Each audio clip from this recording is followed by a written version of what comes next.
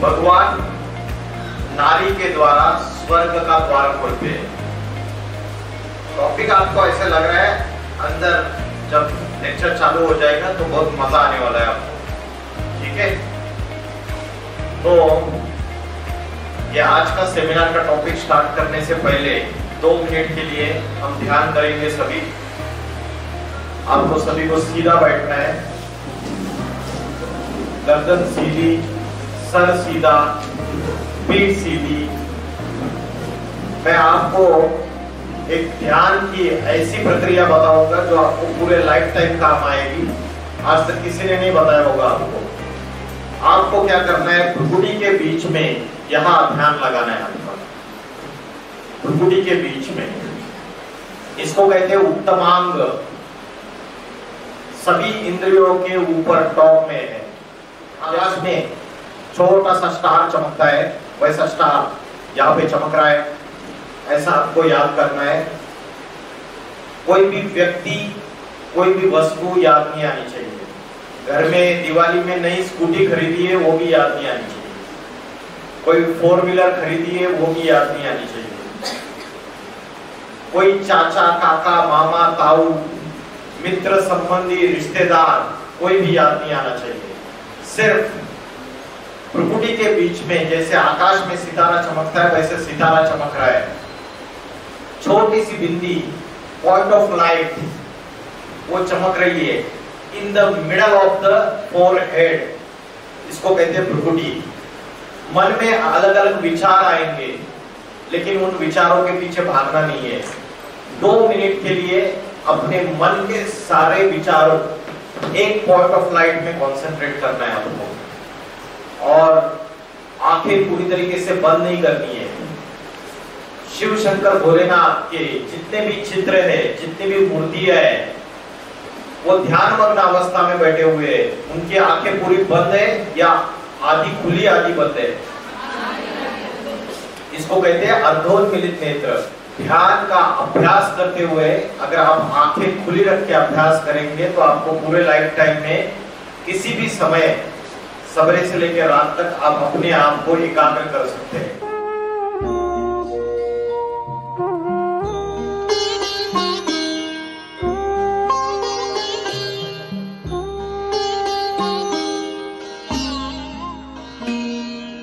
ज्योति बिंदु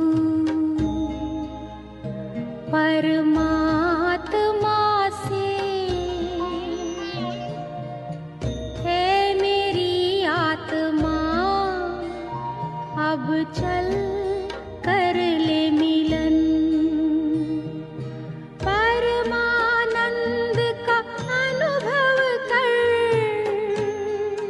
ओ परमानंद का अनुभव कर, तू धन्य बना जीवन। ज्योति बिंदु परमात्मा से है मेरी आत्मा, अब चल कर ले मिलन। अब चल कर ले मिलन, अब चल कर ले मिलन। ठीक है, आज का टॉपिक हम शुरुआत करते हैं। तो आज का जो टॉपिक है, भगवान नारी के द्वारा स्वर्ग के द्वार खोलते हैं। तो देवियों में आपने नाम सुने हैं, लक्ष्मी, सरस्वती माता, उसके बाद पार्वती माता, दुर्गा माता, और रानियों में रानी लक्ष्मीबाई, रानी पद्मावती। तो ये जितने भी देवियों के अलग अलग रूप है या जो शूरवीर रानियां हुई है, ये सारी भारत की धरती पे हुए। तो लक्ष्मी, सरस्वती, दुर्गा, इन सभी के अर्थ क्या है, आध्यात्मिक अर्थ आज हम जानते हैं। सीता का अर्थ है जिसकी इंद्रियों में शीतलता भरी हुई है। सीता, जब रावण उसको अपहरण करके लेके गया तो सीता रावण की तरफ पीठ करके बैठती थी या रावण की तरफ मुंह करके बैठती थी? रावण की तरफ पीठ करके बैठती थी। रावण मतलब ये मायावी जगत, भौतिक दुनिया। ये जो मायावी जगत है, ये भौतिक दुनिया जो है, ये सारा का सारा ये रावण की दुनिया है। आज हमारी बुद्धि अगर उस भौतिक जगत के तरफ है, रावण की दुनिया की तरफ है, तो हम शोक वाटिका में, लेकिन सीता शोक वाटिका में नहीं रहती थी, अशोक वाटिका में रहती थी। अशोक माना दुख नहीं है। भले रावण का सारी की सारी लंका है, उसके बावजूद वो अशोक वाटिका में थी, उसको शोक नहीं था। वैसे ये सारी दुनिया जो है आज कलयुग की, ये रावण की लंका है। एस और नो? रावण को जो 10 सिर दिखाए ना, वो 10 सिर क्या है पता है क्या? हमारी शरीर की 10 इंद्रिया, 5 ज्ञानेंद्रिया और 5 कर्मेंद्रिया। और ये 10 इंद्रिया अलग अलग तरीके से एक्ट कर रही है, चंचल है। आंख जो नहीं देखना है वो देख रही है, कान जो नहीं सुनना है वो सुन रहे। तो हमारी 10 इंद्रिया रावण के 10 सिर है। और 5 विकार पुरुष के और 5 विकार स्त्री के, इन दोनों की जो प्रवृत्ति है वो भी रावण है। 10 मुख वाला रावण। किसी व्यक्ति को अगर 10 मुख है तो वो 10 मुख से अलग अलग बात करेगा। एक मुख से एक बात करेगा, दूसरे मुख से दूसरी बात करेगा, तीसरे मुख से तीसरी बात करेगा। तो स्त्री के 5 विकार और पुरुष के 5 विकार क्या होते पता है किसी को? विकार क्या होते? अच्छा, आत्मा के शत्रु कौन कौन से हैं? भगवत गीता में बताया है आत्मा के 3 शत्रु है। टोटल तो 5 है, उसमें से आत्मा के 3 शत्रुओं के बारे में भगवत गीता में बोला है कि आत्मा के ये जो 3 शत्रु है, ये नरक का द्वार खोलने वाले। वो कौन से 3 शत्रु है किसी को पता है? भगवत गीता में बोला है जही शत्रु महाबाहो काम रूपम दुरासदम। जही मना हत्या कर दे, इस शत्रु को मार डालो, खलास करो। कौन है वो शत्रु? 3 शत्रु है। 3 शत्रु कौन से है? भगवत गीता में बोला है वे जो 3 शत्रु है, तीनों नरक के द्वार खोलने वाले हैं। किसी को पता है? अगर आत्मा के अंदर जो विकार आ गए वो आत्मा के शत्रु है, वो कौन से है? Yes, perfect. काम क्रोध लोभ, परफेक्ट। आप क्या बता रहे हैं? काम क्रोध लोभ मोह अहंकार, ये 5 विकार है।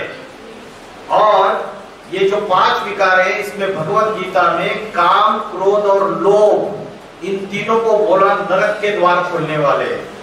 तो आज हमारी आत्मा की बैटरी जो डिस्चार्ज हो रही है ना, और हमारी मन की शक्ति जो कमजोर हो रही है, उसका कारण जिसको हम बोलते हैं विल पावर, वो कमजोर क्यों हो रही है पता है? ये 3 शत्रु के वजह से। काम का अर्थ क्या है? काम का अर्थ क्या है? कौन बताएगा? बताओ, परफेक्ट। कौन बोल रहा था अभी? क्या अर्थ है काम का? कितने अच्छे जवाब दिए अभी आप लोगों ने, एकदम परफेक्ट आंसर है। काम का अर्थ है, फिर से बताइए। लस्ट। लस्ट मतलब विषय वासना, सेक्सुअल डिजायर, ये काम का अर्थ है। काम का एक सिंपल मीनिंग भी है। काम माना कामना, कामना माना इच्छा, ठीक है? और इच्छाओं में जो सबसे प्रबल इच्छा है, जो अभी उन्होंने बताया, लस्ट। तो आत्मा के 3 शत्रु है, काम क्रोध और लोभ। और भगवत गीता कहती है कि ये जो 3 शत्रु है, काम क्रोध और लोभ, ये तीनों नरक के द्वार खोलने वाले। आज दुनिया में जितने भी क्राइम हो रहे हैं, जितना भी पापाचार हो रहे हैं, उसके पीछे ये 3 कारण रहते हैं। रामायण क्यों हुई? वो उठा के लेके गया सीता को, परस्त्री को, उसकी वजह से रामायण की युद्ध हुई पूरी। और कीचक किसके पीछे पड़ा था? द्रौपदी के पीछे पड़ा था। और दुर्योधन दुशासन ने द्रौपदी का चीरहरण किया। तो ये जो विकार है, दुर्योधन का अर्थ है दुष्ट, युद्ध करने वाला। तो युद्ध किससे की जाती है? जबरियन, बलात्कार, इंद्रियों से युद्ध की जाती है। कोई आंखों से अगर कोई पुरुष गलत तरीके से अगर किसी कन्या को, किसी महिला को देखता है तो उसको अच्छा लगता है क्या? इसको बोलते हैं कुदृष्टि। तो कुदृष्टि माना वो भी तो एक प्रकार की युद्ध है। तो जो दुर्योधन था वो दुष्ट युद्ध करने वाला, दुर्योधन, दुशासन माना दुष्ट शासन करने वाला। किसके ऊपर? कन्या माताएं, जो अबलाएं, उनके ऊपर। तो सीता के लिए बोला जिसकी इंद्रियों में शीतलता भरी हुई है। वो रावण की ये जो दुनिया है सारी की सारी, 5 विकार पुरुष के, 5 विकार स्त्री के, इन दोनों की प्रवृत्ति रावण। और रावण का अर्थ क्या है? रावण का अर्थ है रावयते इति लोकाः, जो लोगों को रुलाता है वो रावण, जो लोगों को रुलाता है, जो दुख देता है वो रावण। तो आज ऐसे रावण समाज में, राज्य में, देश में, इस दुनिया में है या नहीं है? है। तो ये सारी जितनी भी आध्यात्मिक बातें हैं उसका कनेक्शन अभी भी है। हम तो बोलते हैं कथाओं में, शास्त्रों में लिखा है कोई सीता थी। हम सब नंबरवार सीता है। सीता एक आत्मा का प्रतीक है। सीता सारे, चाहे पुरुष हो स्त्री हो, सारे रावण के चंगुल में फंसे हुए हैं आज की तारीख में। उसको लक्ष्मण रेखा खींची थी। लक्ष्मण रेखा मतलब मर्यादा की रेखा। उस मर्यादा की रेखा को क्रॉस मत कर, लेकिन उसको इस भौतिक दुनिया का आकर्षण आ गया। वो स्वर्ण मृग देख लिया। ये स्वर्ण मृग क्या है? अलग अलग इच्छाएं, भौतिक इच्छा है कि मुझे ये चाहिए, मुझे वो अच्छा लग रहा है, मुझे वो चीज चाहिए। हम भागते हैं ना इच्छाओं के पीछे। ये भौतिक दुनिया में जो अलग अलग डिजायर्स डेवलप हो रहे हैं और उसके पीछे हम भागते रहते हैं। आज फेसबुक, ये क्या इंस्टाग्राम, व्हाट्सएप, यूट्यूब, ये तो और हमारे अंदर इच्छाएं प्रकट करता है। और वो जो स्वर्ण मृग है वो एक्चुअल में मृग होता ही नहीं है। बाद में पता चलता है वो तो राक्षस है ना। तो जैसे सीता, उसको मर्यादा की जो लक्ष्मण रेखा खींची थी उसको क्रॉस कर गई, तो सभी सीताएं नंबरवार। और अव्वल नंबर की सीता, बाकी की द्वितीयम, तृतीयम, 4 नंबर की सीता, 5 नंबर की सीता, और सभी सीताएं नंबरवार रावण के चंगुल में फंसी हुई है।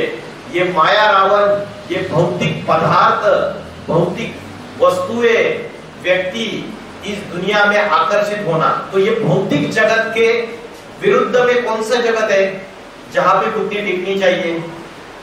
कौन सा जगत है? उसको बोलते हैं आध्यात्मिक जगत, आध्यात्मिक ज्ञान। आज जो आप पढ़ाई पढ़ रहे हो, इससे क्या मिलेगा? आपको डिग्री मिलेगी।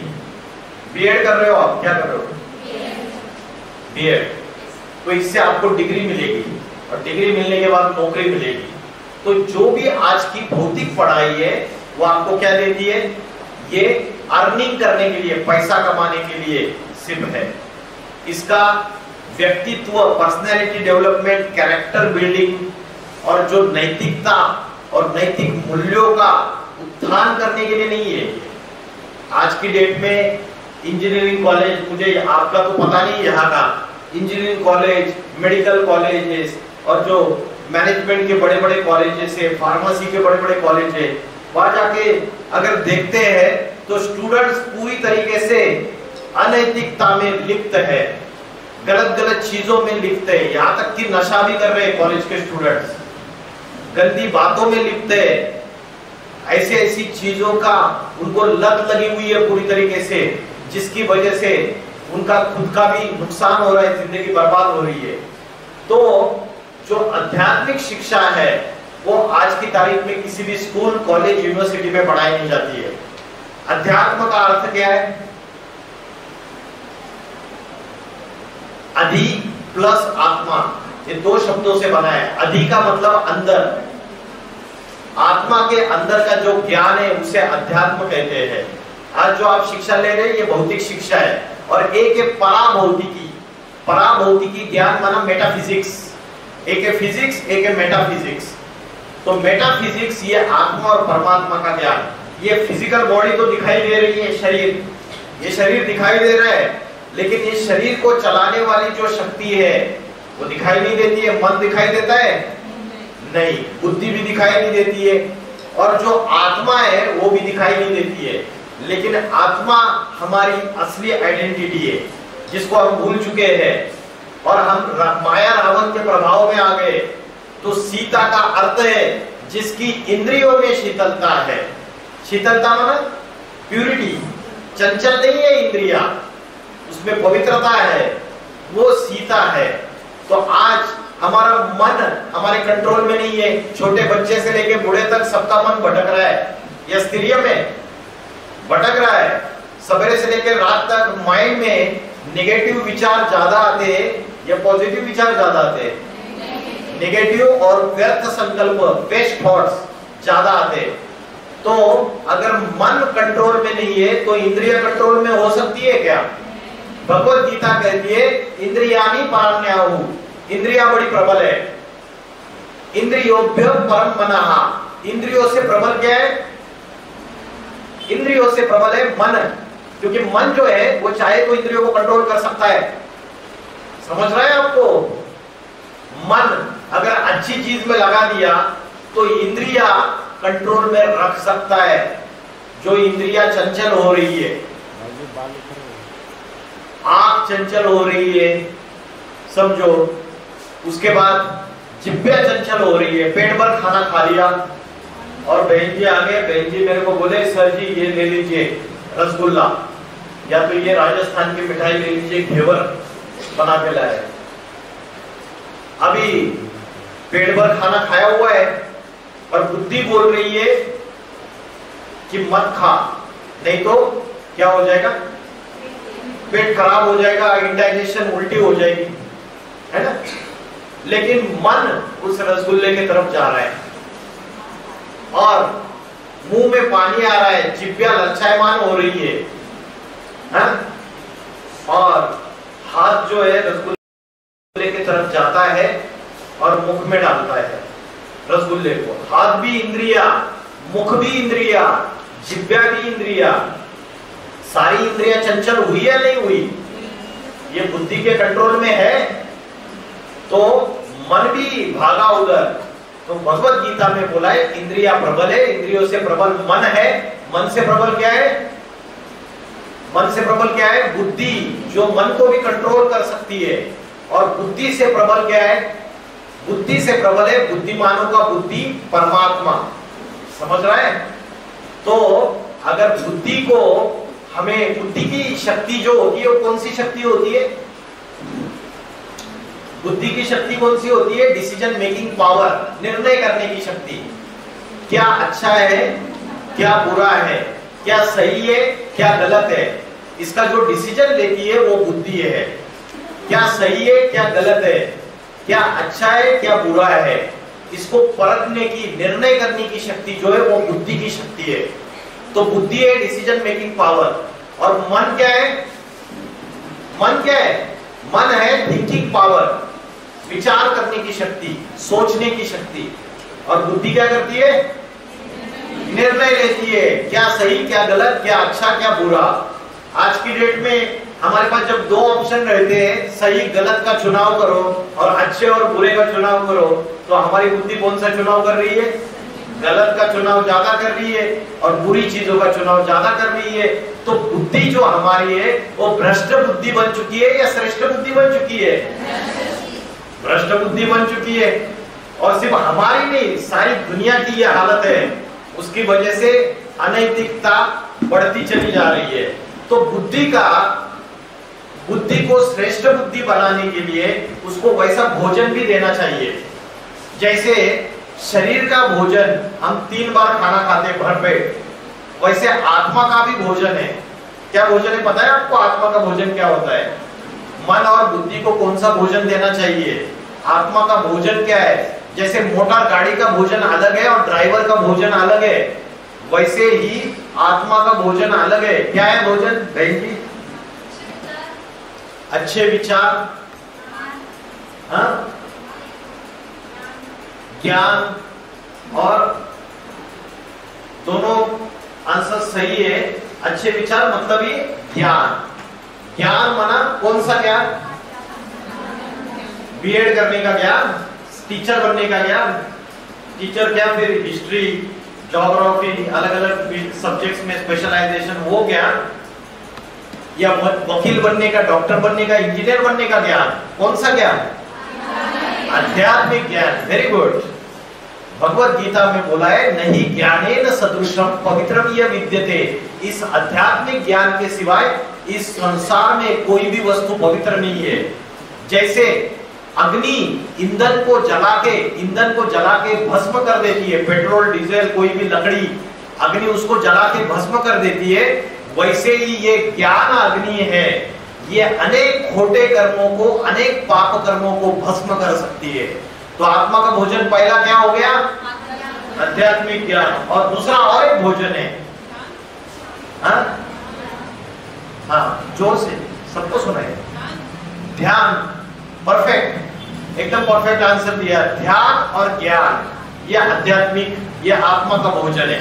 ध्यान माना मेडिटेशन जिसको आप बोलते हैं, उसको एक्चुअल जो वर्ड है वो वर्ड है योग। लेकिन आज हमने गलती से क्या समझ लिया? योग का अर्थ योगासन और प्राणायाम। लेकिन योगासन और प्राणायाम ये भारत का प्राचीन राजयोग नहीं है। भारत का जो प्राचीन राजयोग है, जो भगवान ने अर्जुन को सिखाया, हाँ जी ऐसे, तो वो राजयोग का अर्थ क्या है? किसी को पता है? योग इस शब्द का लिटरल मीनिंग क्या है? शब्दशः अर्थ क्या है योग इस शब्द का? योगासन प्राणायाम तो सिर्फ शरीर को स्वस्थ रखने के लिए, जो रामदेव बाबा सिखाते हैं सवेरे सवेरे, वो सिर्फ शरीर को स्वस्थ रखने के लिए। लेकिन आत्मा का भोजन जो योग है, और जो भगवत गीता में भगवान ने अर्जुन को जो राजयोग सिखाया, उसका मीनिंग क्या है? मन को एकाग्र करना, मन को कंट्रोल करना और चिंतन करना। और योग का मीनिंग क्या है? योग मतलब, योग शब्द का अर्थ लिटरल मीनिंग, हाँ किसने बोला? साधना और जोड़ना। Perfect answer. योग मतलब जोड़ना, कनेक्शन, संबंध। किसका किससे संबंध? किसको किससे जोड़ना? Very good. आत्मा को परमात्मा से। अभी आत्मा को भी देखा नहीं है और परमात्मा को भी देखा नहीं है, तो कैसे जोड़ेंगे भाई अंधेरे में? आध्यात्मिक ज्ञान से जोड़ेंगे।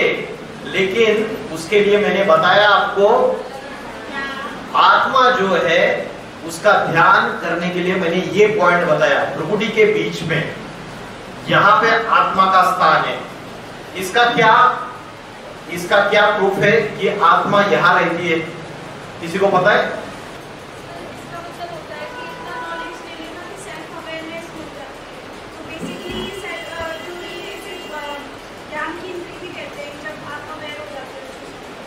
हाँ जी, जिसके लिए बोलते हैं कुंडलिनी शक्ति जागृत हो जाती है। यहाँ पे इन्होंने बोला कि ये जो स्थान है, ये हम जब ये हमारा नेत्र खुलता है तो हम सेल्फ अवेयरनेस हमारी हो जाती है, मतलब सेल्फ रियलाइजेशन हो जाती है। हमको पता चल जाता है कि मैं कौन हूँ, मेरा क्या रोल है इस सृष्टि रूपी रंगमंच पे। तो एक्चुअली आत्मा यहाँ रहती है, इसका प्रूफ है भगवत गीता में बोला है, भ्रूर मध्य प्राण आवेश समय का, भ्रुकुटी के मध्य में प्राण शक्ति स्थित है। यहाँ पे भ्रुकुटी के बीच, ये भगवत गीता में बोला है। दूसरा और एक प्रूफ है, देखो आपके सामने रखता हूं, बताओ। भारत की कन्या माता है, बिंदी यहाँ पे लगाती है। सारी देवियां अपनी लक्ष्मी सरस्वती माता यहाँ पे बिंदी लगाई हुई, फोटो में दिखाई गई। इसका मीनिंग है कि कोई लक्ष्मी माता देवी और सरस्वती माता दुर्गा माता कोई बिंदी मार्केट से खरीद के लेके आके लगाती नहीं थी। उसका चित्रकार ने जो चित्रकारिता की है उसका आध्यात्मिक रहस्य, गूढ़ आध्यात्मिक रहस्य। ये यहाँ बिंदी क्यों लगाई जाती है? द्वापर युग में ऋषि मुनियों को जब ये पता चला कि मनुष्य जो है वो बॉडी कॉन्शियसनेस में आ रहा है, अपनी फिजिकल बॉडी को ही सब कुछ समझ बैठा है, ये जो फिजिकल बॉडी है इसको ही सब कुछ समझ बैठा है और आत्मा को भूल चुका है, तब ऋषि मुनियों ने ये बिंदी लगाने की और टीका लगाने की परंपरा शुरुआत की। लेकिन आज क्या हो गया, ये परंपरा जो है ये फैशन बन गई। आज मार्केट से अलग अलग चमकीली डिजाइन वाली बिंदी खरीदना फैशनेबल, बढ़िया दिखे, तो आज ये फैशन बन के रह गई। लेकिन हम उसका आध्यात्मिक गूढ़ रहस्य को भूल चुके कि आत्मा भ्रुकुटी के बीच में रहती है। ये उत्तमांग है। राजा हमेशा दरबार में टॉप में बैठता है या नीचे बैठता है? तो ये टॉप में राजा बैठा हुआ है। ये सारे शरीर का कंट्रोलर, रूलिंग करने वाली पावर यहाँ पे बैठी हुई है। उसके पीछे 5 ज्ञानेंद्रिया, उसके पीछे 5 कर्मेंद्रिया। तो आत्मा की शक्ति जो है, जो राजा है, जो ऑर्डर देने वाला, वो भ्रुकुटी के बीच में रहता है। और ये मैंने बताया आत्मा का भोजन क्या है? आध्यात्मिक ज्ञान और योग। तो हमारी बात कहां चल रही थी? हम तो सीता के ऊपर थे, सीता के ऊपर से यहां आ गया। सीता, सीता का अर्थ क्या बताया मैंने? जिसकी इंद्रियों में शीतलता भरी हुई है वो सीता है। फिर उसके बाद दुर्गा। दुर्गा का मीनिंग क्या है? दुर्गुणों का नाश करने वाली, दुर्गुणों को हरण करने वाली। और दुर्गुण कौन से हैं?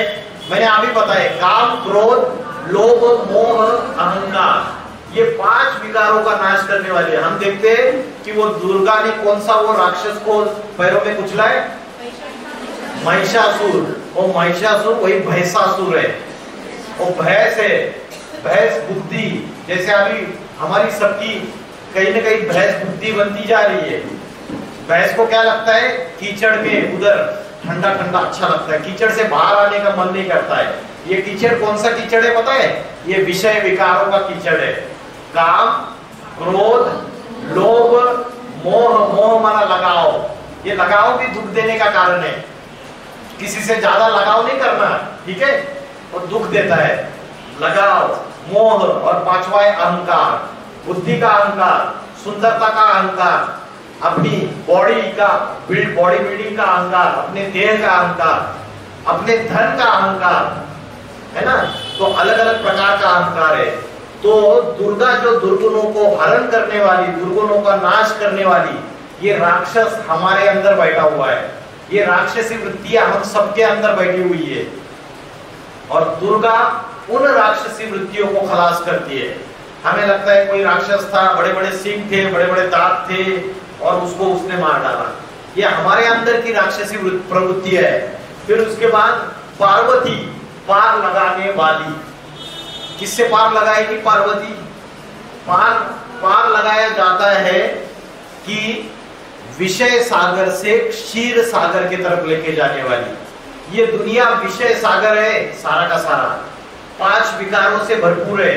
काम, क्रोध, लोभ, मोह, अहंकार। ये सामने ये विषय सागर से क्षीर सागर। क्षीर माना दूध। विषय सागर से क्षीर सागर मतलब गंदी दुनिया से पावन दुनिया की तरफ, पापी दुनिया से पवित्र दुनिया की तरफ। चित्र कौन सा दिख रहा है? 4 युगों का। जैसे जल चक्र घूमता रहता है, जैसे सूर्य उत्तरायण के बाद दक्षिणायन जाता है, जैसे ऋतु चक्र होता है, विंटर, समर, फिर रेनी सीजन होता है, वैसे ही ये सृष्टि का चक्र घूमता रहता है। 4 युग कौन से? सतयुग, त्रेतायुग, द्वापर युग, कलयुग। अभी कौन सा चल रहा है? रॉन्ग। अभी चल रहा है घोर पापी कलयुग। दुनिया में पाप, भ्रष्टाचार, अत्याचार, दुख, अशांति, हिंसा, आतंकवाद अति में चरम सीमा में बढ़ता चला जा रहा है। तो ये घोर पापी कलयुग है, विषय सागर की दुनिया। और पार्वती माना पार लगाने वाली। इस विषय सागर की दुनिया से क्षीर सागर माना सतयुग। सतयुग माना नई दुनिया, युग परिवर्तन, रात्रि के बाद दिन आना चाहिए ना, आता ही आता है। वैसे पापी कलयुग के बाद पावन सतयुग, और उस सतयुग को आपने बोला है राम राज्य, और आप बोलते हैं राम राज्य आएगा, इसका मतलब अभी आप कहाँ हो? रावण राज्य में हो। समझ में आ रहा है? तो रावण राज्य खत्म होगा तभी तो राम राज्य आएगा।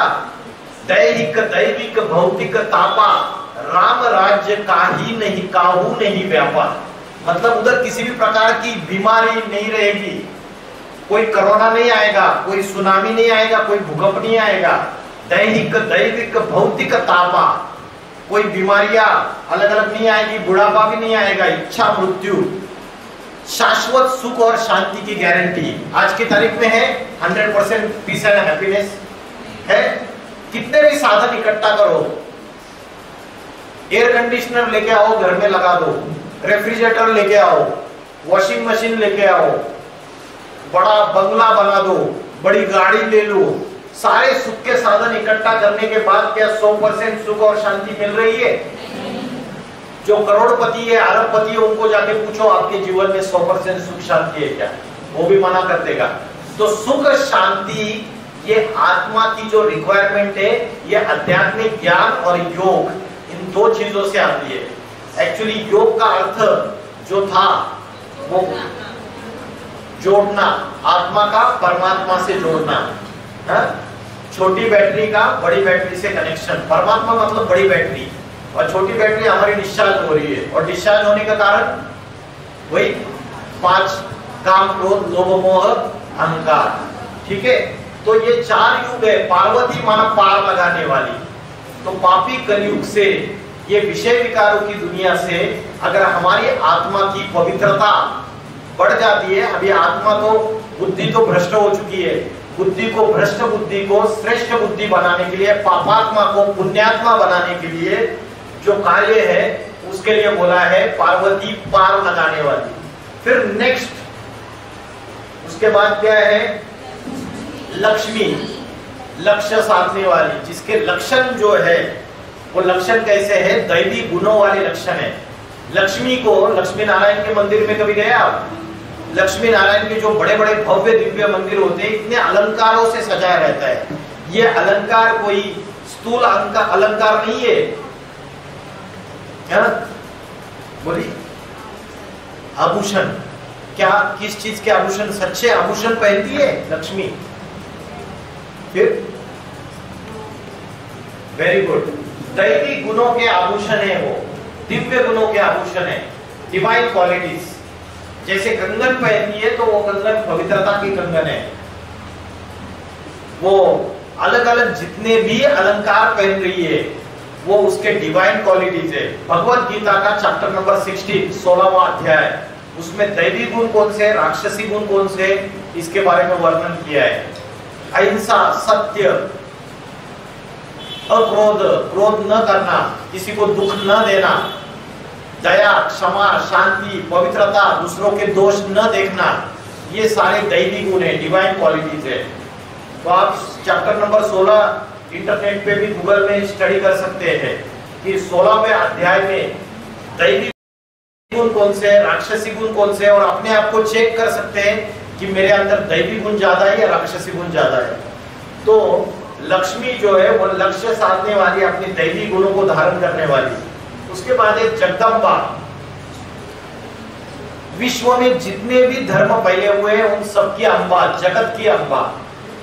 सारे विश्व में जितने भी धर्म, चाहे इस्लाम हो, बौद्ध हो, क्रिश्चियन हो, सिख हो, सभी धर्मों की अम्बा, सिख हो, हिंदू हो, सभी धर्मों की अम्बा, जगत माता कहते हैं उसको।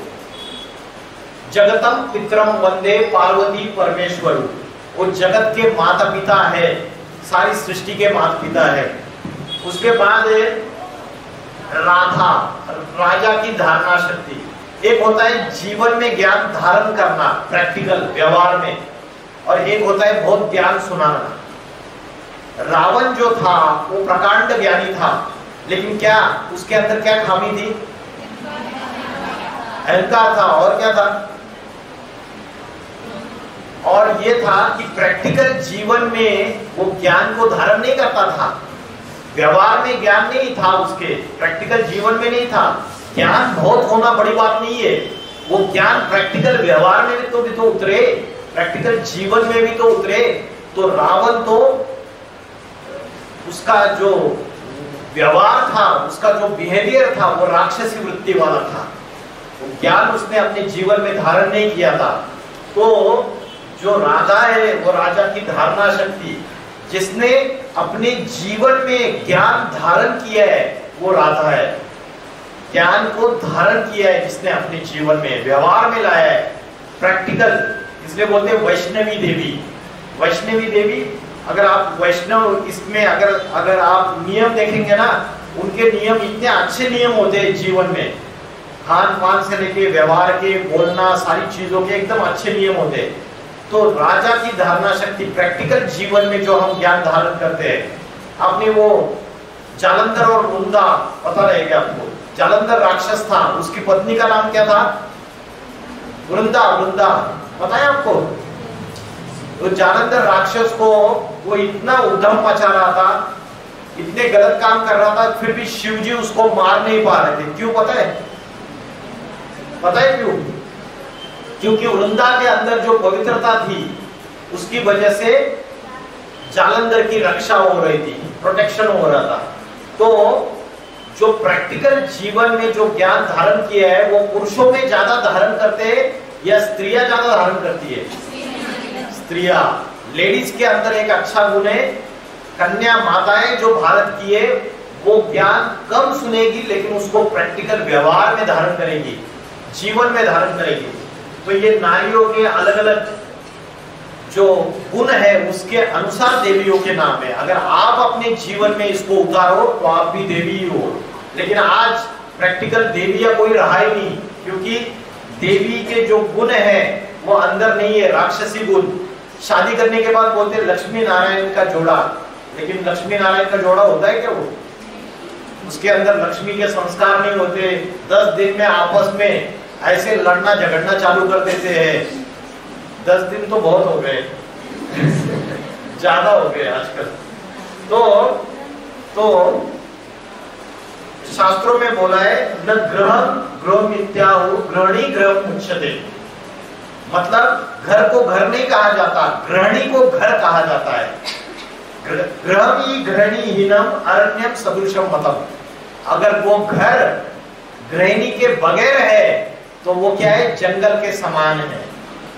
तो गृहिणी को घर कहा जाता है। कौन सी गृहिणी को? झगड़ा करने वाली, दिन रात गालियां देने वाली, घर में मार पिटाई करने वाली नहीं। बोला है कि घर की स्त्री अगर लक्ष्मी जैसी है तो घर स्वर्ग बन जाता है, और घर की स्त्री अगर कुलक्षणीय है तो घर नरक बन जाता है। तो स्त्री के जो दैवी गुण है उसके अनुसार उसकी पूजा होती है। यत्र नार्यस्तु पूजन्ते रमन्ते तत्र देवता। और आज कलयुग में घोर पापी कलयुग इसलिए बढ़ गया है क्योंकि भारत की जो नारी है वो पूजने के लायक रही नहीं है अभी पूरी तरीके से।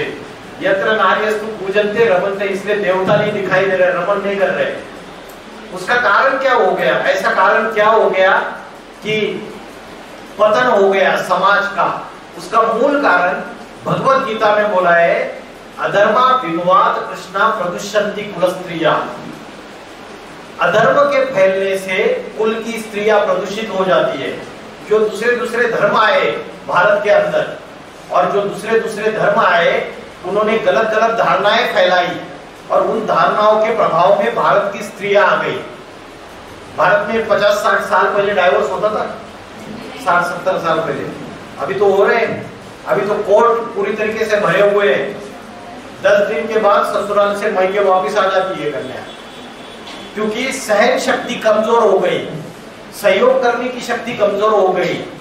आत्मा की जो शक्ति है, आध्यात्मिक शक्ति कमजोर होने की वजह से, आज आत्मा की पावर कमजोर होने की वजह से भारत की जो स्त्री है वो पूरी तरीके से वो कमजोर हो गई। क्या बोला? अधर्म के फैलने से कुल की स्त्रियां प्रदूषित हो जाती है, और कुल की स्त्रियां प्रदूषित होने से जो संतानें पैदा हो रही है वो वर्ण संकर संतानें पैदा हो रही है।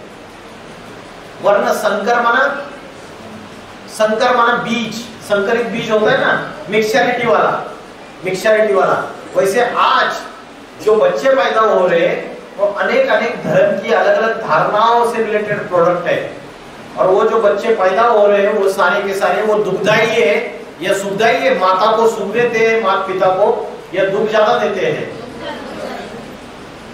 जो बिच्छुनी होती है ना, उसको जो बच्चा होता है बिच्छुनी को, तो बिच्छुनी मर जाती है और वो बच्चा पैदा होता है। आज की डेट में क्या हो रहा है, वो ऑपरेशन हो रहा है सिजेरियन, तो दुख हो रहा है ना संतान प्राप्ति के वक्त कि अधर्म के फैलने से कुल की स्त्रियां प्रदूषित हो जाती है। प्रदूषित होना माना उनकी पवित्रता खंडित होना। भारत सती सावित्री का देश था। राजा अगर लड़ाई में मारा जाता था तो रानी जलती आग में कूद जाती थी, जोहार कर देती थी, लेकिन पर पुरुष को अपने तन को हाथ नहीं लगाने देती थी। ये भारत की नारी की पवित्रता थी।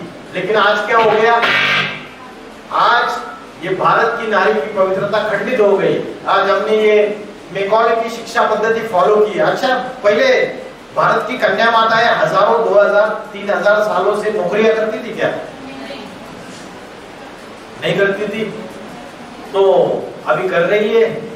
तो अभी दुनिया में राजा ये जो होते हैं 500-1000 साल पहले, देखो आप, मैं पॉजिटिविटी भी बता रहा हूं और समाज का पतन कैसे हुआ वो भी बता रहा हूं, दोनों चीजें बता रहा हूं। और स्त्री के पास ही वो पावर है जो फिर से इस पापी कलयुग को बदल के पावन सतयुग बना सकती है। समझ रहे हैं? मुझे बताइए, हिस्ट्री में एक राजा अनेक रानियां रखता था, 50-100 कितनी भी रानियां रखता था, लेकिन एक रानी अनेक राजाओं को रखती थी क्या? अनेक पतियों को? नहीं। तो एक्चुअल में भारत का जो पतन हो गया, दूसरे धर्म की धारणाएं आ गई। ऑस्ट्रेलिया के एक मित्र मिले थे मुझे, मैंने बोला आपके यहाँ ये डिवोर्स वगैरह होते हैं ना, और फिर दूसरी शादी कर लेते हैं। बोलते डिवोर्स नहीं, ऐसे डिवोर्स नहीं, हमारे यहाँ तो रोज नया पति बदल सकते हैं और रोज नई पत्नी बदल सकते हैं, रोज होता है, कोई उसमें बंधन नहीं है किसी भी तरीके का।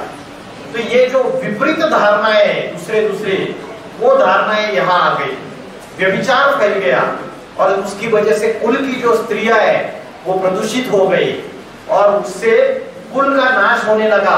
जो सनातन धर्म की कुल की परंपरा है उसका नाश होने लगा। अब आपने तो मैंने दुर्गति का कारण बताया, समाज के दुर्गति का कारण। अगर स्त्री की, कन्या माताओं की पवित्रता अगर जागृत हो गई फिर से, तो भारत स्वर्ग बन सकता है, सतयुग आ सकता है, राम राज्य वापिस आ सकता है। इसलिए शिव के साथ शक्तियां, शिव शक्ति बोला जाता है और वो शक्तियां कन्या माता है। कोई एक नारी नहीं थी, वो शास्त्रों में जो बातें बोली है वो सिर्फ एक के लिए नहीं है, वो सभी के लिए लागू होती है।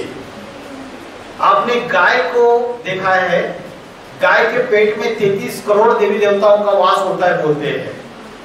वो गाय, कोई जानवर गाय के पेट में 33 करोड़ देवी देवताओं का वास होता है, या उस गाय का रिप्रेजेंटेटिव कोई अलग है? जैसे गौ रक्षा आंदोलन करते हैं और चिल्लाते हैं कि गौओं को बचाओ, गैया काट रहे, जानवर गैयों को काट काट के बेचा जा रहा है उनका मांस।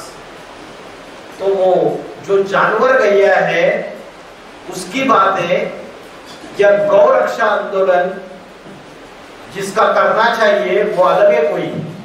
जैसे गाय एक कुंटे से बंधी रहती है, सीधा साधा जानवर है, एक कुंटे से बंधा रहता है, वैसे भारत की जो कन्या माता है वो जीवन भर या तो अपने, जब तक पिता के संरक्षण में है तो एक पिता के कंट्रोल में रहेगी, और जब शादी करके पति के पास जाएगी तो एक कुंटे से बंधी हुई रहेगी, पति के संरक्षण में रहेगी। ये भारत की कन्या माताओं का रिप्रेजेंटेटिव ये गाय है। और गौ रक्षा, ये सिर्फ जानवर गौ की रक्षा करने की बात नहीं है, ये भारत के कन्या माताओं की पवित्रता की रक्षा की बात है। लेकिन आज क्या हो रहा है? बलात्कार हो रहे, अत्याचार हो रहे, वो देख रहे हैं ना, न्यूज़पेपर में पढ़ रहे, 3 छोटी 3 महीनों की बच्चियों के ऊपर राक्षसी वृत्ति के लोग बलात्कार कर रहे हैं। तो इतनी हैवानियत बढ़ गई। तो ये कन्या माताओं को बचाना, ये असलियत में गौरक्षा है। उन जानवर गौरवों को तो बचाओ ही बचाओ, लेकिन ह्यूमन गैयाओं को भी बचाओ। तो ये असली गौरक्षा, उसके पेट में 33 करोड़ देवी देवताओं का वास होता है। मतलब उसकी बुद्धि अगर पवित्र हो गई, सात्विक हो गई, तो उससे पूरा समाज का परिवर्तन हो जाएगा। सारे भारत में देवी देवताओं का राज्य आ जाएगा, पापी कलयुग का अंत हो जाएगा और पावन सतयुग आ जाएगा।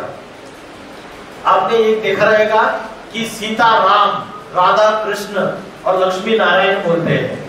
तो इसमें सीता का नाम पहले लिया, राधा का नाम कृष्ण के पहले लिया और लक्ष्मी नारायण में लक्ष्मी का नाम पहले लिया। तो देवी की जो कन्या माताएं, उनकी पवित्रता के बगैर राम रावण का अंत कर ही नहीं सकता। और जो नारायण है, वो नारायण का, नर से नारायण का स्वरूप प्राप्त ही नहीं कर सकता जब तक लक्ष्मी आके उससे जुड़ेगी नहीं। लक्ष्मी की पवित्रता और नारायण का ज्ञान, ये दोनों से, इनके दोनों के कॉम्बिनेशन से वो नर से नारायण बनता है। उसके सिवाय वो नारायण नहीं कहला सकता। इसलिए लक्ष्मी पहले, बाद में नारायण। तो देवियों का जो नाम है सब जगह पहले बोला जाता है। लेकिन आदि शंकराचार्य ने क्या बोला पता है आपको? आदि शंकराचार्य ने सुना है आपने? अरे सुना है क्या? क्या बोला आदि शंकराचार्य ने? नारी नरक का द्वार है, नारी जहर की पुड़िया है, नारी सर्पिनी है। एग्जैक्टली उल्टा बोला या सही बोला? एग्जैक्टली उल्टा बोला। क्योंकि भगवान जब इस धरती पे पापी कलयुग के अंत में अवतार लेते हैं, वो बोलते हैं मैं नारी के द्वारा ही स्वर्ग का द्वार खोलूंगा। अगर नारियों की पवित्रता जो है वो अगर मेरे साथ जुड़ जाए तो मैं उसके द्वारा नई दुनिया ला सकता हूँ, युग परिवर्तन कर सकता हूँ, रावण राज्य का खलासा करके राम राज्य ला सकता हूँ। लेकिन आदि शंकराचार्य ने ये गलत बात फैला दी सारी दुनिया में कि एक्चुअल में कमजोरी पुरुषों के अंदर है। कमजोरी किसके अंदर है? पुरुषों के अंदर है। और ये पुरुष बोलते हैं कि नारी नरक का द्वार है, ये नारी सर्पणी है।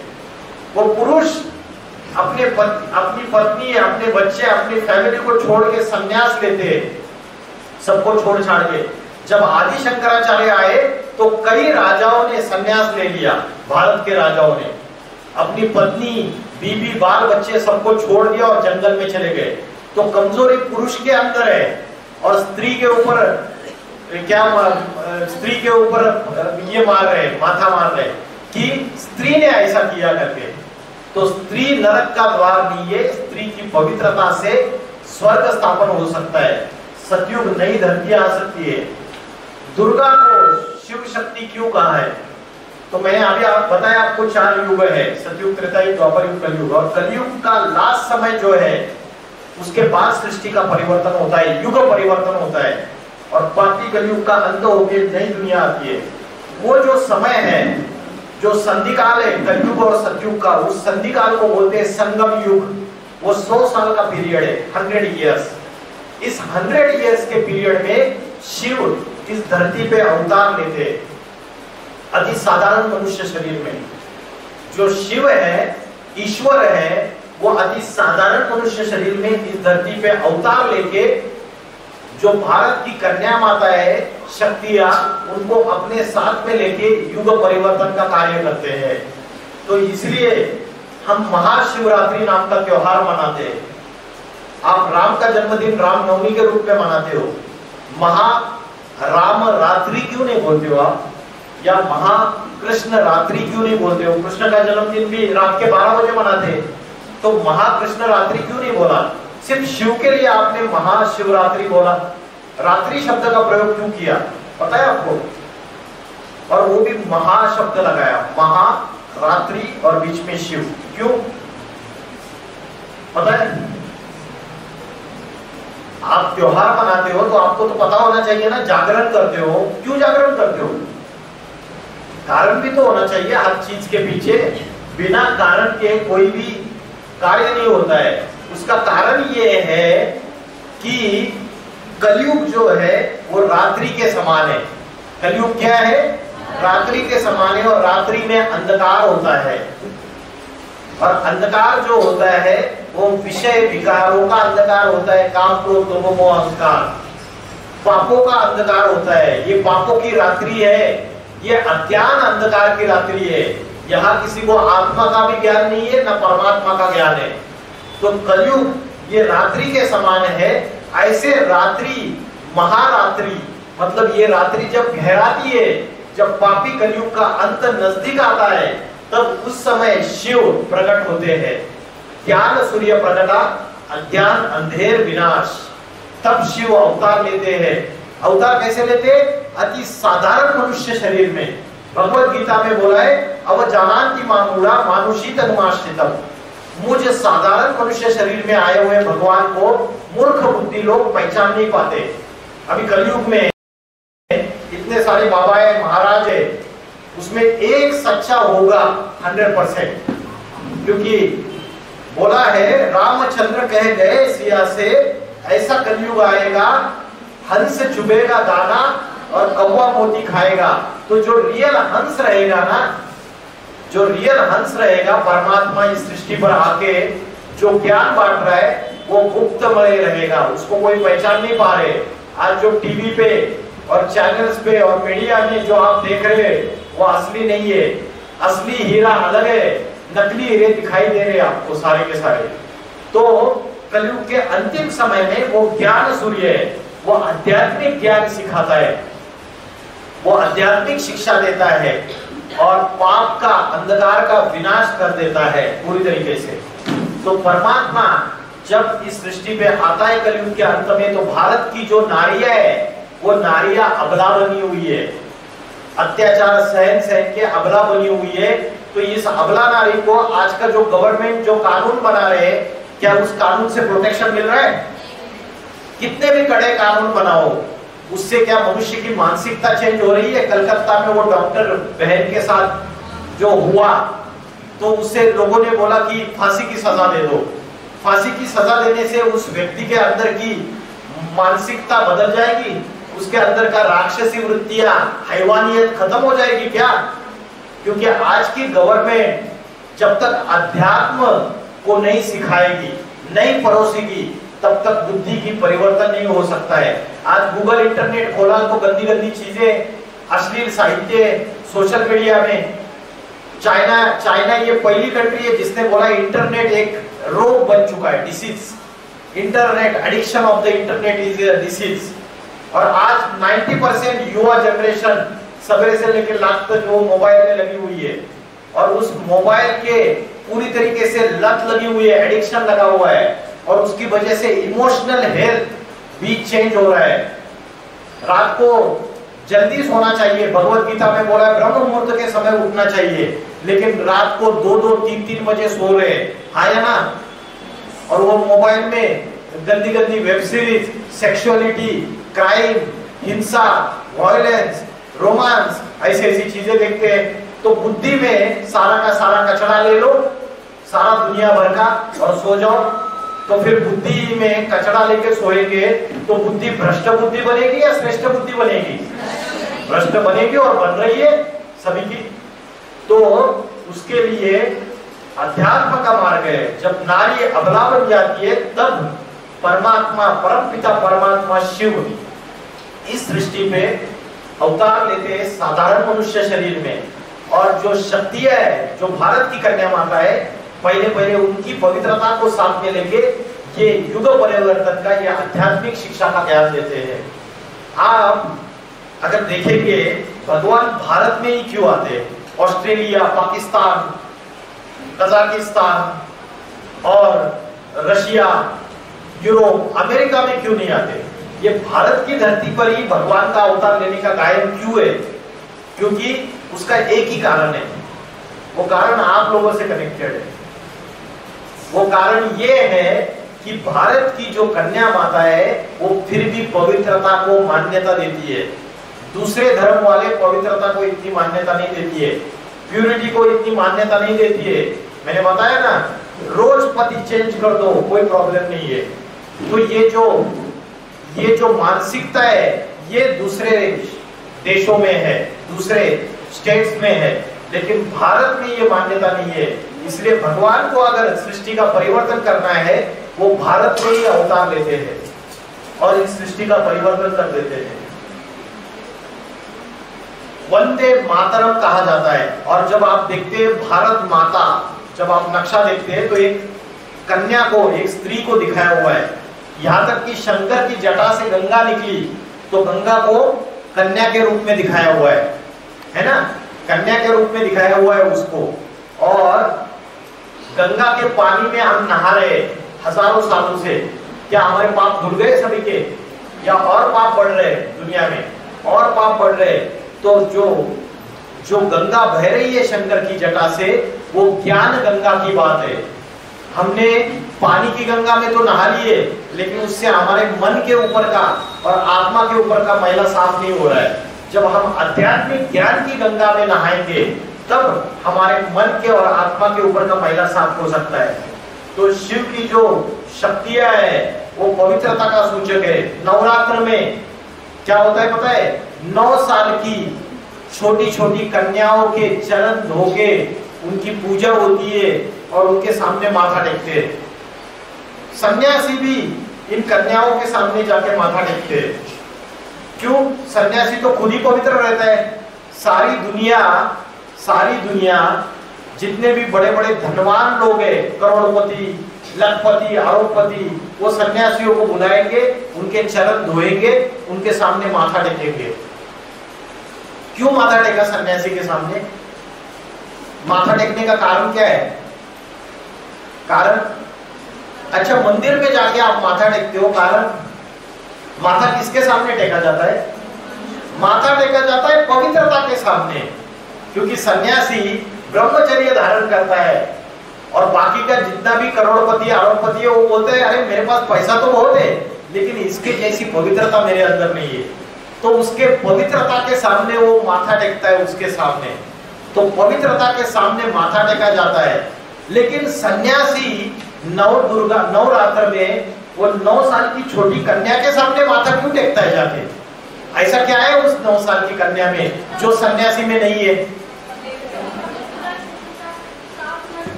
एक्चुअली सन्यासी सिर्फ शरीर से पवित्र रहता है, अपनी इंद्रियों को कंट्रोल कर सकता है, लेकिन उसका मन जो है उसी विषय विकारों में घूमता रहता है। लेकिन 9 साल की कन्या शरीर से भी पवित्र है और मन से भी पवित्र है। तो तन और मन की दोनों पवित्रता उसके पास है, इसलिए सन्यासी बोलता है देवी जी उसके सामने भी जाके माथा टेकता है। आपने देखा शादी के पहले कन्या के सामने माथा टेकते हैं, लेकिन शादी होने के बाद वो सबके सामने माथा टेकती जाती है। क्यों? क्योंकि शादी होने के बाद विषय विकारों में फंस जाती है, तो सबके सामने झुकना चालू हो जाती है। तो ये जो कन्या जो है इसकी पूजा होती है भारत में, और भारत में एक ही ऐसा देश है जहां नदियों में स्नान करते हैं और नदियों की भी पूजा होती है, क्योंकि नदी एक रिप्रेजेंटेटिव है। नदी माना कन्या माता है भारत की, ये नदी भी कन्या का सूचक है। और विदेशों के नदियों में कभी स्नान नहीं करते, भारत की नदियों में स्नान करते हैं। ये स्नान करना माना ज्ञान का स्नान करना। और त्योहारों में देखा है कि कन्या माता एक कलश लेके जाती है, वो कलश जो है वो ज्ञान का कलश है। और लक्ष्मी आके धन बांट, ये दिखाया ऐसे धन बांटती है। वो धन कोई स्थूल धन नहीं, 1000 रुपए 5000 के 500 के नोट बांट दिए, ये ज्ञान का धन है। जब कलयुग का अंतिम समय आता है और परमात्मा शिव जब इस धरती पे अवतार लेते हैं, जब कलयुग का अंतिम समय आता है और परमात्मा शिव जब इस धरती पर अवतार लेते हैं, तो ये जो लक्ष्मी है, जो कन्या माता है भारत की, वो ज्ञान का धन दूसरों को बांटती है। और जब ज्ञान का धन बांटेगी, आध्यात्मिक ज्ञान का, तब जाके युग परिवर्तन हो सकता है, सृष्टि में बदलाव आ सकता है पूरी तरीके से। तो परमात्मा के राजयोग की शिक्षा पढ़ा रहे हैं अभी। ये राजयोग की शिक्षा क्या है? आपको ये व्यक्ति दिखाई दे रहा है, ये यहाँ पे आत्मा में ध्यान लगा रहा है और परमात्मा से कनेक्शन जोड़ रहा है। और वो जिस आसन पे बैठा है उस आसन को 4 पिलर से, पहला पिलर कौन सा है, क्या लिखा है उस पे? ब्रह्मचर्य। ब्रह्मचर्य का अर्थ है सेल्फ कंट्रोल, इंद्रियों के ऊपर कंट्रोल, मन की पवित्रता, वाचा की पवित्रता और कर्मों में भी पवित्रता।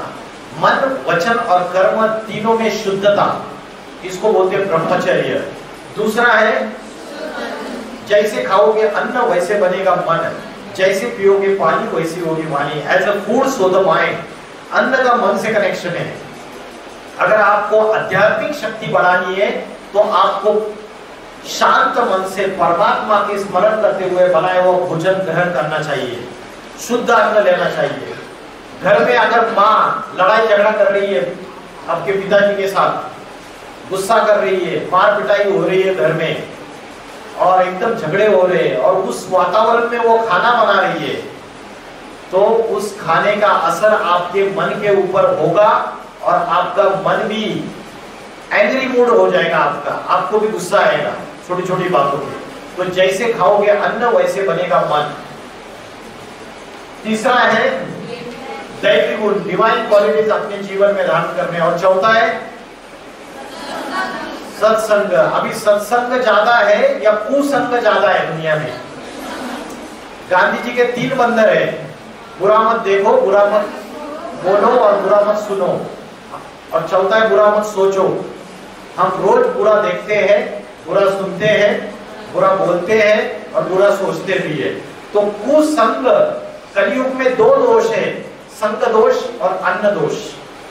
और इन दोनों दोषों से अगर बचेंगे तो आध्यात्मिक शक्ति बढ़ेगी और उससे युग का परिवर्तन होने का सामर्थ्य है।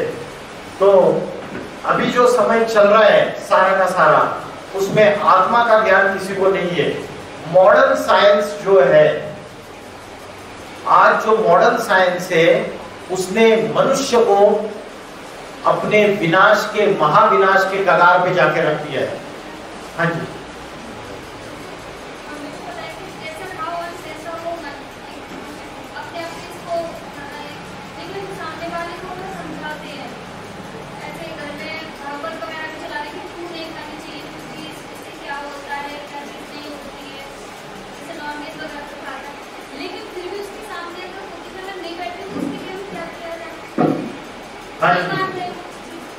हाँ, अगर उसके हाँ जी, और आप उनके साथ रहे हो, ऐसा क्वेश्चन है ना आपका। हम घर में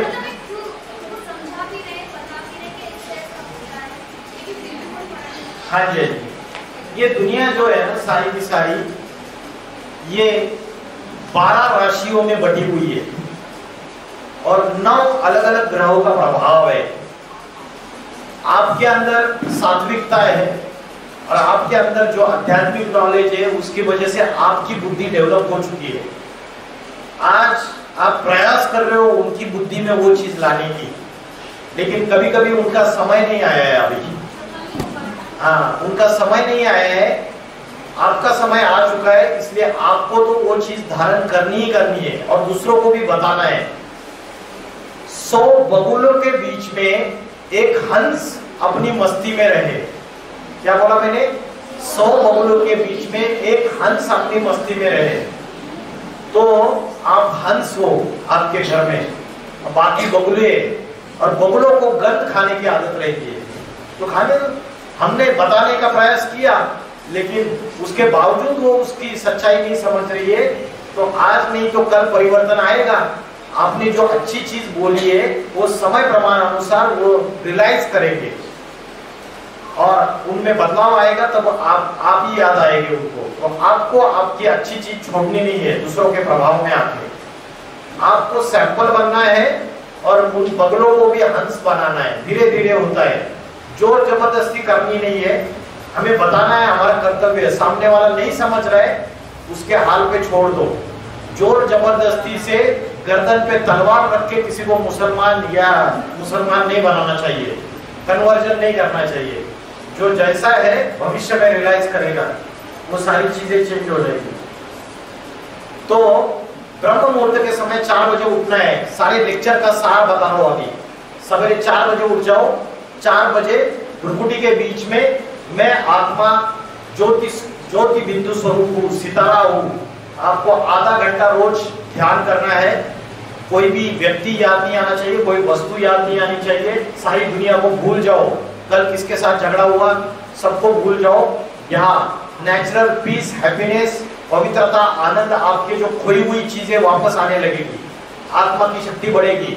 1 घंटा रोज आध्यात्मिक ज्ञान, स्पिरिचुअल नॉलेज, इंटरनेट पे, यूट्यूब पे, हमारे इसमें यूट्यूब चैनल है, स्पिरिचुअल रिवॉल्यूशन है, AIVV नाम का एक चैनल है, आध्यात्मिक विश्वविद्यालय, उसकी वेबसाइट चैनल है, उसमें भी आप अच्छे आध्यात्मिक नॉलेज के वीडियो सुनिए। 1 घंटा आपके अंदर पॉजिटिव थॉट्स आएंगे, नेगेटिव थॉट्स भाग जाएंगे।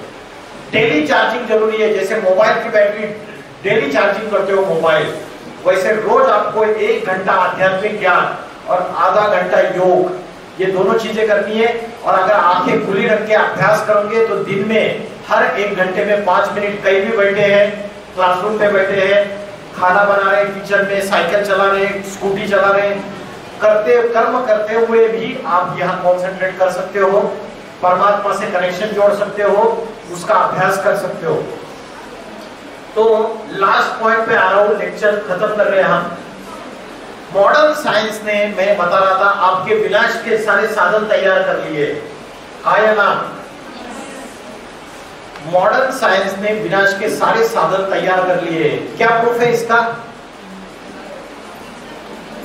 1945 में द्वितीय विश्व युद्ध में रॉबर्ट ओपेनहाइमर नाम के साइंटिस्ट ने फर्स्ट एटम बॉम्ब का इन्वेंशन किया, परमाणु बॉम्ब। और आज 80 साल के बाद छोटे से छोटे कंट्री के पास atom bomb, nuclear weapons, nuclear missiles है या नहीं है? मेरे घर के नीचे अगर किसी ने बारूद बिछाई हुई है तो मैं घर में सुरक्षित हूं? नहीं। शेख चिल्ली जिस पेड़ की डाली पे बैठा है उसी डाली को काट रहा है तो खुद भी नीचे गिरेगा या नहीं? गिरेगा। वैसे आज मॉडर्न साइंस ने जो इन्वेंशन किए उससे मनुष्य सृष्टि के विनाश के सारे साधन तैयार कर लिए। और जब सारे विनाश के साधन तैयार हो जाते तभी ब्रह्मा द्वारा नए युग की स्थापना और शंकर द्वारा पुराने पापी कलयुग का विनाश। इसलिए शंकर को बोला है विनाश करता, संहार करता, जो सारी सृष्टि का विनाश करता है। वो खुद नहीं करता है, मनुष्य ने खुद ही विनाश के साधन तैयार कर लिए। तो पापी कलयुगी सृष्टि का विनाश होना ये कल्याणकारी है। अनेक धर्म, अनेक जातियां आपस में लड़ाई झगड़ा कर रही है, देशों में युद्ध चल रही है। रशिया और यूक्रेन के बीच में पिछले 2 साल से युद्ध चल रही है। इजराइल, पैलेस्टाइन, ईरान, लेबनान, इन सब के बीच में युद्ध चल रही है। और ये ऐसा समय है जब ईश्वर को धरती पे अवतरित होना पड़ता है। और 3rd वर्ल्ड वार, तीसरे विश्व युद्ध के कगार पे ये सारी दुनिया खड़ी हुई है।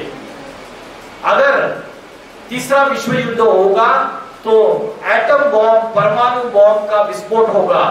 और परमाणु बॉम्ब का विस्फोट होगा तो क्या होगा? उससे धरती का टेम्परेचर बढ़ जाएगा। और धरती का टेम्परेचर बढ़ने से क्या होगा? क्या होगा? धरती का टेम्परेचर बढ़ने से उत्तर ध्रुव और दक्षिण ध्रुव में जो बर्फ के पहाड़ है वो पिघल जाएंगे। और वो बर्फ के पहाड़ पिघलने से क्या होगा? समुद्र का जलस्तर बढ़ जाएगा और उससे बड़े बड़े महाद्वीप, Russia, America, Africa, Europe, New Zealand, Australia, ये सारे, चाइना, बड़े बड़े महाद्वीप समुद्र के अंदर समाहित हो जाएंगे। सिर्फ हिमालय से कवर उत्तर भारत की धरती बचेगी, बाकी सारी दुनिया में महाप्रलय आएगा, महाविनाश आएगा। इसलिए बोला है शंकर ने जब अपना तीसरा नेत्र खोला तो सारी दुनिया में महाप्रलय आ गया। ये तीसरा नेत्र ज्ञान का तीसरा नेत्र है, आध्यात्मिक ज्ञान का तीसरा नेत्र है। वो महापुरुष जब इस सृष्टि पे अवतार लेता है तो सारी सृष्टि में आध्यात्मिक क्रांति लाता है। इसलिए शंकर को क्रांति की देवता बोला है। क्रांति करके सारी दुनिया में शांति स्थापन कर देता है। ये क्लिप देखिए, 3rd वर्ल्ड वार अगर हो गया और अगर वार हो गई तो क्या हो जाएगा? अगर भूकंप आए तो बड़ी बड़ी जो बिल्डिंग थे शहरों में वो ताश के पत्तों के जैसे नीचे गिर जाएगी। एटम बम का विस्फोट होगा जिससे क्या होगा? धरती का टेम्परेचर बढ़ जाएगा और उससे फिर उसके बाद उत्तर ध्रुव दक्षिण ध्रुव की बर्फ पिघल जाएगी, बर्फ के पहाड़, और उससे समुद्र का जलस्तर बढ़ के महाप्रलय आ जाएगा। हिंदू मुस्लिम आपस में लड़ाई और दुश्मनी बढ़ रही है। अभी सिर्फ ट्रेलर है भारत के अंदर, आगे चल के बड़ा मूवी रिलीज होने वाला है। 1947 में जब भारत पाकिस्तान बंटवारा हुआ था तो खून की नदियां बही थी, ट्रेनों की ट्रेनें काट दी गई थी, ऐसा माहौल हो गया था। तो अभी दुनिया के सामने रशिया, अमेरिका, चीन जो बड़े बड़े प्रेसिडेंट है, उन्होंने अगर कल जाके इसका ये कर दिया तो सारी दुनिया में विनाश बर्पा हो जाएगा। जैसे पेशेंट डेथ बेड पे होता है तो उसको वेंटिलेटर पे रखा जाता है, वैसे सारी दुनिया अंतिम सांसें गिन रही है वेंटिलेटर पे, और भारतवासी कुंभकर्ण की निद्रा में सो रहे। उनको पता ही नहीं है कि भगवान शिव इस धरती पर साधारण मनुष्य शरीर में अवतार ले चुके हैं। ये युग परिवर्तन का समय है, ये सृष्टि के परिवर्तन का समय है। पापी कलयुग से पावन सतयुग, छुटखंड से पावन दुनिया की तरफ का। दुनिया में जितने भी विश्व शांति के सम्मेलन कॉन्फ्रेंसेस हो रहे हैं, लेकिन दुनिया में शांति स्थापन नहीं हो पा रही है।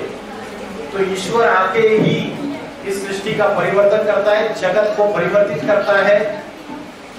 आपने नॉस्ट्राडेमस नाम के भविष्यवेत्ता का नाम सुना है? नॉस्ट्राडेमस, किरो, किट, एंडरसन, जूल वर्न, ये सारे विदेशी भविष्यकार है। गोपीनाथ शास्त्री, कल्कि पुराण, इसमें भविष्यवाणी लिखी है कि उत्तर भारत से एक महापुरुष का अवतार होगा 21वीं शताब्दी में। वो योगियों का योगी होगा, वो आत्मा और परमात्मा के रहस्य प्रकट करेगा और भारत में ऐसी आध्यात्मिक क्रांति लाएगा, ऐसा आध्यात्मिक संगठन स्थापन करेगा और सारी दुनिया में एक जाति, एक भाषा, एक धर्म, एक राज्य स्थापन करेगा।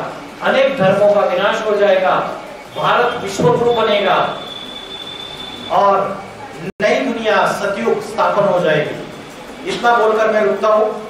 ओम नमः शिवाय।